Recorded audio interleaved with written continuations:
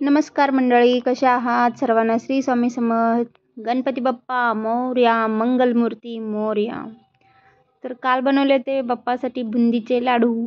तर तुम्ही तो ब्लॉग पाहिला असेल तर तुम्हाला हसू देखील येईल. तर आज तसं काही नाही होणार.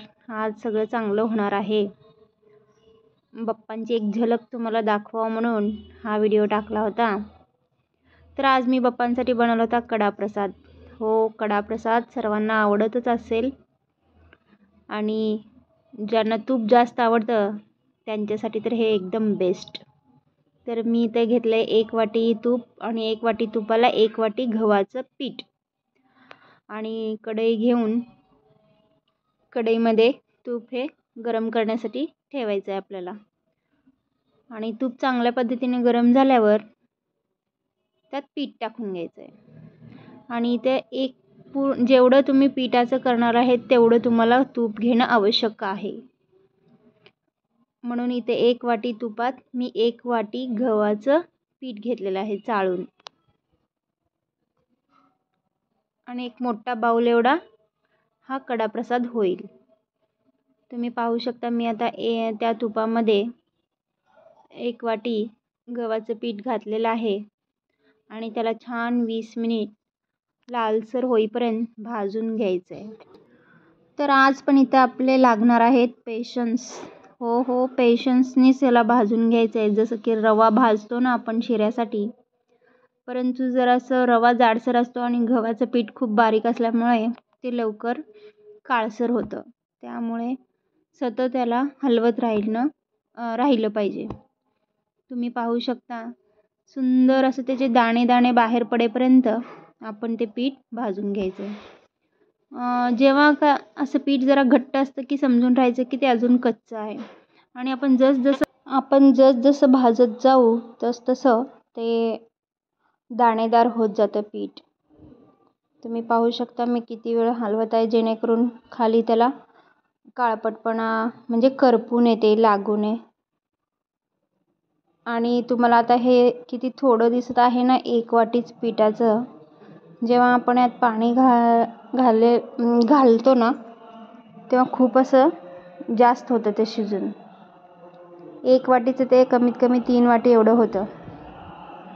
तर माझ्या पाठीमागं गणपतीची आरती चालली आहे. मी व्हिडिओ एडिट करत असताना तुम्ही पाहू शकता की पीठ कसं दाणेदार झालं आहे. थोडंसं पीठ असं हलवल्यानंतर दाणेदार आणि फसफसल्यासारखं वाटलं की समजायचं की आता आपलं पीठ रेडी झालं आहे. त्यानंतर आपण यात घालणार आहोत 1 वाटी साखर. 1 वाटी पिठाला 1 वाटी साखर पुरेसं आहे. जर तुम्ही अतिशय गोड खात असाल तर तुम्ही एक्स्ट्रा साखर देखील घालू शकता. पीठ कसं शिजतंय पहा. हळूहळू त्याला एक छोटी छोटीशी उकळी फुटत आहे आणि तूप हे साईडला येत आहे. मी ही भीत होते की एवढं साखर घालू का नको. अतिशय गोड असं कोणी घरात खात नाही, मीडियम गोड खातात. परंतु इतकं सुंदर झालं ना 1 वाटीला 1 वाटीच प्रमाण घेतल्यामुळं. दरवेळेस मी अंदाजेच करते, परंतु यावेळेस मला कमी करायचं होतं. बुंदीचे लाडू, बेसनचे लाडू असं खूप असं गोड झालं होतं. सांजा म्हणजे काय म्हणतो आपण त्याला, लापशी, हे सर्व काही प्रकार केल्यामुळे या आठवड्यात पूर्ण गोडच खात आलो आम्ही. म्हणून मी याची क्वांटिटी थोडीशी कमी केली होती. त्यानंतर 1 वाटीला 2.5 वाटी एवढं पाणी घालायचं. 1 वाटी पिठाला 2.5 वाटी एवढं पाणी. कमी घातलं तरी पण काहीही होणार नाही, थोडंसं मोकळं होईल. परंतु हा शिरा असं मऊ मऊ खूप सुंदर लागतो. लहान मुले तर खूप आवडीने खातात हा शिरा. आणि त्याला पाणी घातल्यानंतर लवकर हलवून घ्यायचं जेणेकरून गाठी होणार नाहीत. शक्यतो यात गाठी होत नाही, परंतु रिस्क नको त्यामुळं व्यवस्थित हलवून घ्यायचं. आणि जेव्हा हा हलवा आहे म्हणजे कडा प्रसाद आहे जो कढईपासून दूर व्हायला लागतो की तेव्हा समजायचं की आपला हलवा हा रेडी आहे. तुम्ही बघू शकता आपली कढई किती क्लीन दिसायला लागली. तरी देखील पाणी टाकलेलं आहे, त्यामुळे कमीत कमी 5-6 मिनिटे त्याला छान असं वाफवून घ्यायचं.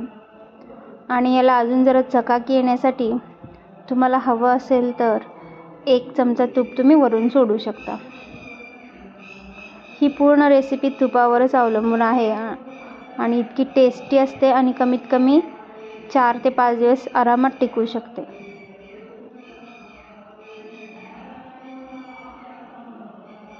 आणि हा खायला ह्याला कोणत्याही प्रकारचं विलायची पावडर किंवा कोणत्याही प्रकारचं ड्रायफ्रूट्स असं घालण्याची गरज नाही आहे. विदाऊट विलायची पूड देखील हा हलवा इतका सुंदर लागतो ना, आणि मला फार आवडतो. शीख लोकांमध्ये तर हे एकदम म्हणजे त्यांचं गुरुद्वारातलं हे प्रसादच असतं. मला आठवतं मी जेव्हा नांदेडमध्ये तलवारबाजी स्पर्धेसाठी गेले होते, तेव्हा पहिल्यांदा हा शिरा मी तिथे खाल्ला होता. तेव्हा आम्ही 12वीत होतो. त्यानंतर मी अजून एकदा छान असं त्याला हलवून आणि मिक्स करून घेतलं. तुम्ही पाहू शकता की हा प्रसाद कसा आहे, कढईपासून पूर्ण वेगळा होता. याचा अर्थ माझा एकदम परफेक्ट असं झालं आहे. लहान मुले तर खूप आवडीने खातात. वेदांतला गोड आधीच आवडतं आणि त्याला हा हलवा फार आवडतो.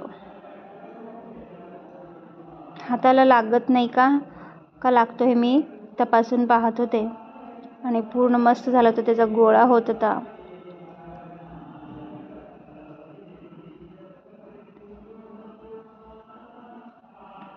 तुम्ही पाहू शकता. त्यानंतर मी छान असे एका बाउलमध्ये हा प्रसाद काढून घेतला.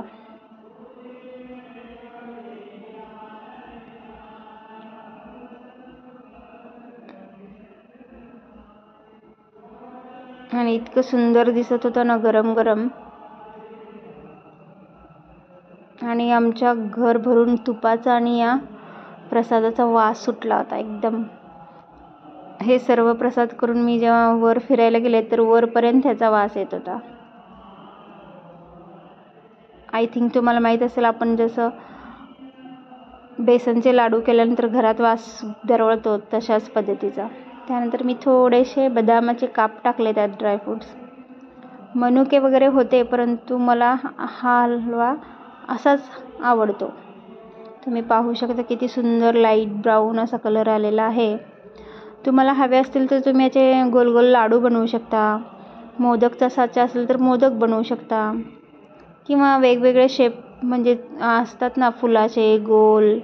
मुलांना जर आवडीने खाऊ घालायचं असेल तर वेगवेगळ्या प्रकारचे तुम्ही याला शेप देऊन खाऊ घालू शकता आणि मुलं देखील ते शेप्स पाहून आवडीने खातात. परंतु माझ्या वेदांतला असंच फार आवडतं. तुम्ही पाहू शकता, मी मगाशी चेक केलं ना, आपल्या शिऱ्याचा मस्त असा गोळा होत आहे आणि एकदम टेस्टी. 1 वाटी तूप, 1 वाटी पीठ आणि 1 वाटी साखर आणि 2.5 वाटी पाणी, एवढंच जरी तुम्ही लक्षात ठेवला, 1, 1, 1 आणि 2.5. चला तर मग, तुम्हाला माझी डिश आवडली असेल तर नक्की लाईक, शेअर आणि सबस्क्राईब करायला विसरू नका. गणपती बाप्पा मोरया, मंगलमूर्ती मोरया.